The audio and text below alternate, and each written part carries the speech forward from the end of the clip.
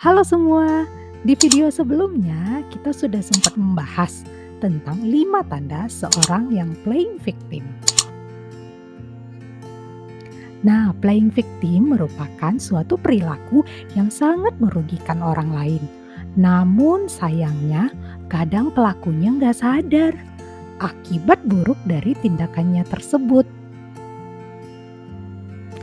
Dan perilaku buruk playing victim ini tentu tidak datang begitu saja atau terjadi begitu saja. Ada banyak hal yang bisa menjadi latar belakang munculnya sifat ini. Nah, sekarang di video kali ini saya mau ajak kita untuk membahas lebih jauh apa saja sih penyebab seorang yang playing victim. Kita paling tidak akan melihat 3 penyebab munculnya playing victim pada seseorang. Yang pertama, karena gangguan kepribadian. Playing victim sering dilakukan oleh seorang dengan gangguan kepribadian narsistik dan juga manipulatif. Mereka suka menyalahkan orang lain atas masalah yang mereka timbulkan sendiri.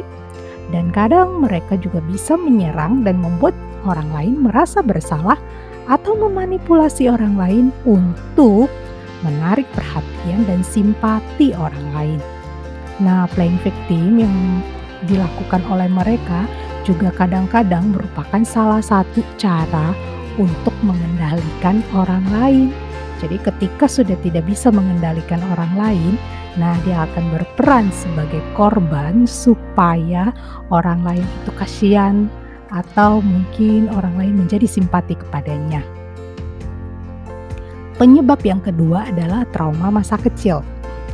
Playing victim biasa dilakukan oleh orang-orang yang memiliki masa lalu yang cukup traumatik. Misalnya mengalami abuse, baik secara fisik maupun secara emosional dan juga yang lainnya. Bisa juga mungkin mereka mengalami pelecehan dan juga banyak trauma-trauma lainnya. Nah, trauma masa lalu membuat mereka merasa tidak berdaya pada waktu mengalami kejadian trauma tersebut, sehingga muncul perasaan inferior dan mengasihani diri sendiri. Jadi mereka mengembangkan satu perasaan kalau diri adalah korban masa lalu. Nah, pola playing victim ini kemudian terus dilakukan sebagai pertahanan diri pada waktu mengalami berbagai masalah. Jadi ketika ia melakukan kesalahan atau bermasalah, dia akan memakai cerita masa lalunya atau menceritakan berbagai kelemahan atau kekurangannya supaya orang lain merasa iba dan kasihan.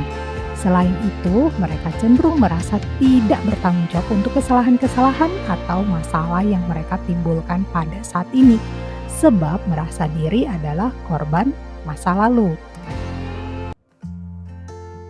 Yang ketiga adalah pengalaman dikecewakan atau mungkin dikhianati ya. Jadi mereka adalah orang yang pernah dikecewakan atau dikhianati kepercayaannya. Nah, mereka cenderung merasa menjadi korban.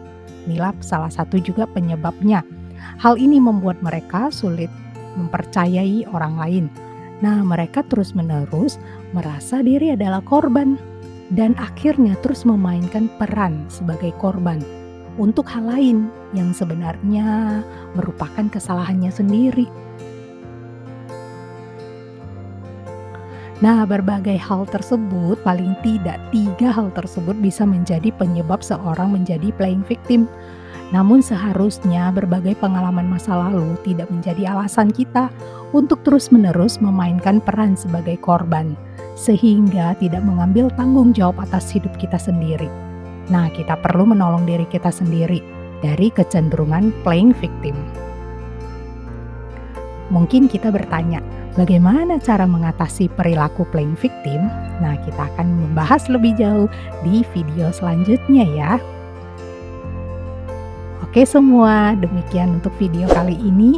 Terima kasih telah menonton dan sampai bertemu di video selanjutnya.